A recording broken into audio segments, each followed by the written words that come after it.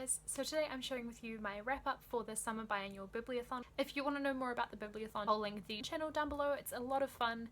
I really enjoyed participating in all the reading challenges and the video challenges. I also managed to read all 4 books that were on my TBR for the week. The first one was The Tales of Beedle the Bard by J.K. Rowling. This was for the reading challenge, read a book with your favourite magical creature in it. This was the first time that I'd ever read this, and of course because it's a Harry Potter related thing, I really enjoyed it. It's basically fairy tales for wizarding children, so I feel like I learnt a little bit more about the wizarding world. Each of the stories were generally pretty heartwarming and had a really nice moral message to them, which was great. My favourite one out of all of them was probably The Fountain of Fair Fortune. It was just a really sweet story and I really liked the ending of it. It was really nice. And one other thing that I'll say about this is that I want to hear more about Grumble the Grubby Goat. It's something that Dumbledore mentions in his annotations and it just sounded really cute. I want to meet this grumbly goat.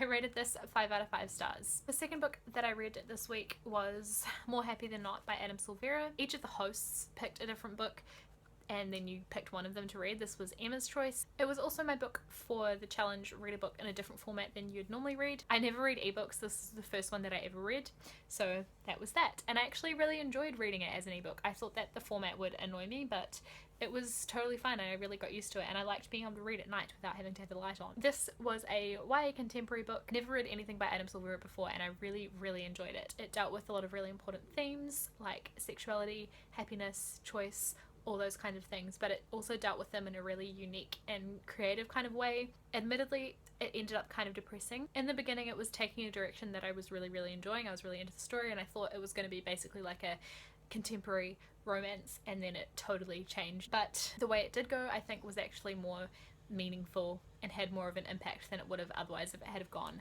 the way that I thought it would. Even though it was definitely not what I thought it would be, I still really enjoyed it. I don't want to say too much about the story because I just think everyone should read this. It was a really amazing book and I can't wait to read more by Adam Silvera. I rated this 5 out of 5 stars. The next book that I read this week was Miss Peregrine's Home for Peculiar Children by Ransom Briggs.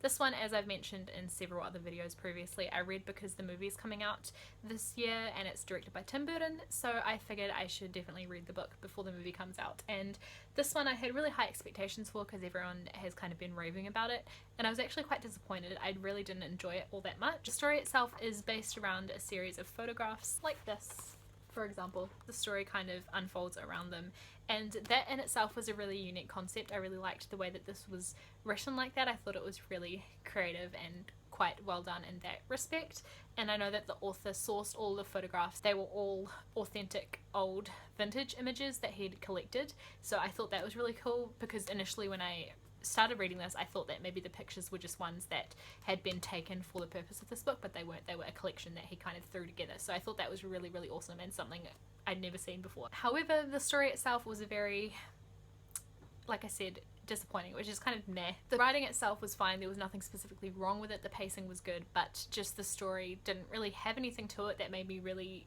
like it. The beginning was quite good. I liked the character of the grandpa. We kind of follow our main character's grandfather and his history a little bit. He grew up around World War II, so that was really interesting, and I would really like to read a book about him, to be honest, because I feel like his story had a lot to it. But yeah, that didn't last very long, unfortunately. The plot in this I just felt was very cookie cutter basic children or YA fantasy. It wasn't particularly surprising or unique. It was basically just quite predictable and kind of boring because of that, and it was just very plot driven. And I don't really like that in a book. For me, it has to have some kind of emphasis on themes or characters with a lot of depth, anything like that to get me really excited about it. There was insta-love, which I absolutely hated, and I really didn't like the ending, so yeah, overall didn't think the story was that great, and I rated it 3 out of 5 stars. The final book that I read this week, and one that I was so happy to end on, was Clockwork Angel by Cassandra Clare, and I'm so impressed with myself that I finished this one because it was kind of long, but I really enjoyed this. So this is the first book in the Infernal Devices trilogy, which is kind of like a spin-off of the Mortal Instruments series by Cassandra Clare. It's kind of a historical fantasy. It was a very fun read. I was so into it, so immersed in the world. It was set in like Victorian times, I think. Cassandra Clare did such a great job with it. You could tell she'd really put a whole lot of thought into it and she'd done her research. She mentions in like a foreword or something in this book that she spent a lot of time reading books from that era before she wrote this, and you can tell she just nails the tone of that era so well that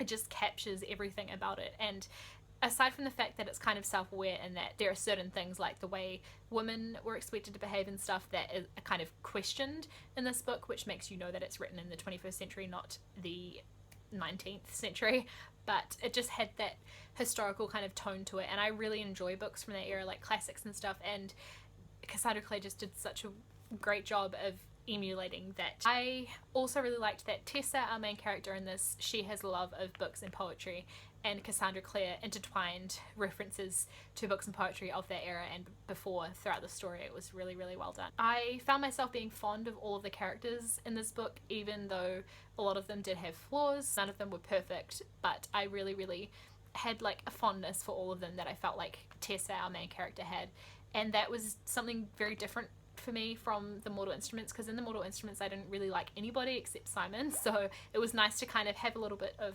feelings towards all of the characters. The only thing that kind of bugged me about this book was there are some poetic descriptions of how beautiful people's eyes were, which is just something that I don't like. It's like a pet peeve kind of thing.